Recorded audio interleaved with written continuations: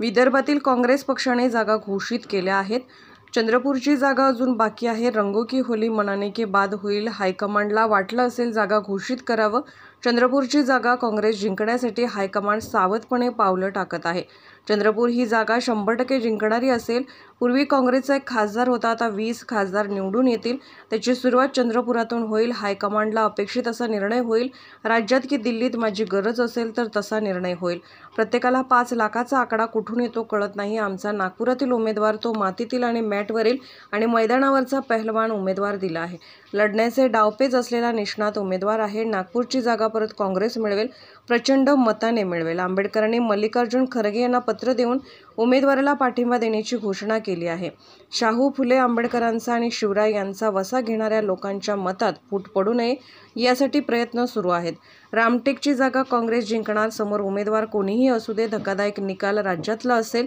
घाबरून अपेक्षित जागा मिळत नसल्याने त्यामुळे माहितीच्या उमेदवारावर निर्णय होत नाही।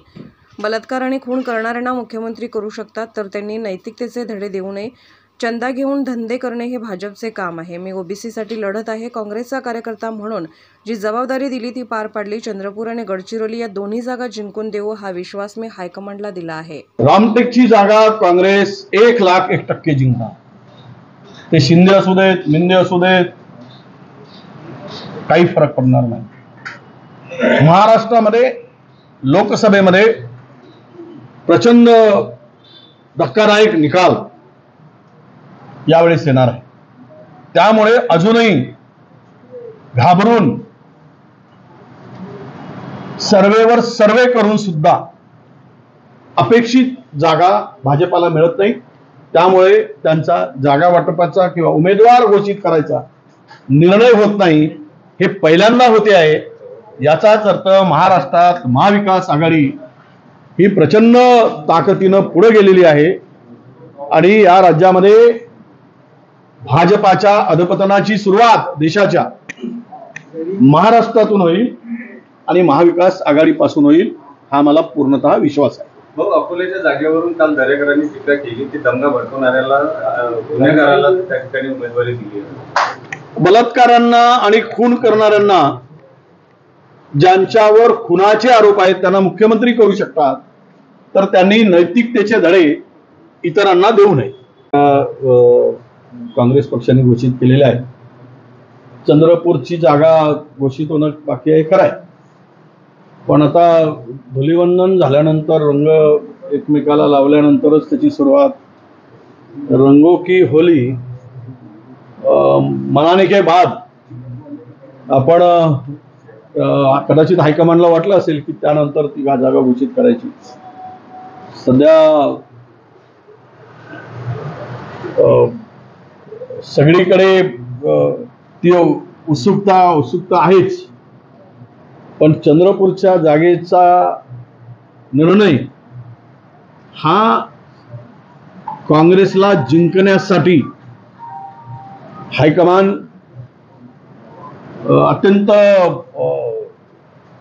सावधपणे पाऊल टाकते आहे सूचक आणि ती जागा काँग्रेससाठी अत्यंत अनुकूल आहे आणि म्हणून जो उमेदवार हायकमांड देईल ती जागा काँग्रेसची 100% ही जिंकणारी असेल। पूर्वी महाराष्ट्रात एक खासदार होता, तो चंद्रपूरचा होता। आता तिथून आमचे 20 खासदार होतील, त्याची सुरुवातही चंद्रपुरातूनच होईल। तुमचंच नाव आघाडीवर आहे, तुमचंच नाव चर्चेत आहे, तुम्ही इच्छुक असं आहे की हायकमांडला काय वाटतं, पक्षश्रेष्ठींना तो निर्णय होईल। वडेट्टीवारांची गरज हायकमांडला वाटलं की दिल्लीत आहे, तसा निर्णय होईल। शिवाजी ते म्हणतील त्यांची गरज महाराष्ट्रात आहे, तर तसा निर्णय होईल। त्यांना आमच्या वरिष्ठांना आम्हाला कुठे ठेवायचं आहे, राज्यात की दिल्लीत, केंद्रात, हा निर्णय तो घेणार आहे। तुम्ही गेले पाहिजे की शिवाजी वडेट्टीवार गेले पाहिजे, तुम्हाला काय? असे की वडेट्टीवार हे दिल्लीत जावे अशी अनेकांची इच्छा दिसते आहे.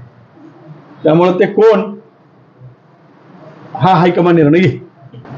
नाही, प्रत्येकाला 5 लाखाचा आकडा कुठून येतो हे कळत नाही. जो तो उठतो आणि 5 लाख म्हणतो. काय ईव्हीएम फिक्सिंग आहे काय 5 लाख? की जनता म्हणजे ते म्हणले 5 लाख आणि 5 लाखाचा फरकाने मिळून देणार. एक गडकरी यांच्या विरोधात आम्ही तगडा पैलवान दिला यावेळेस.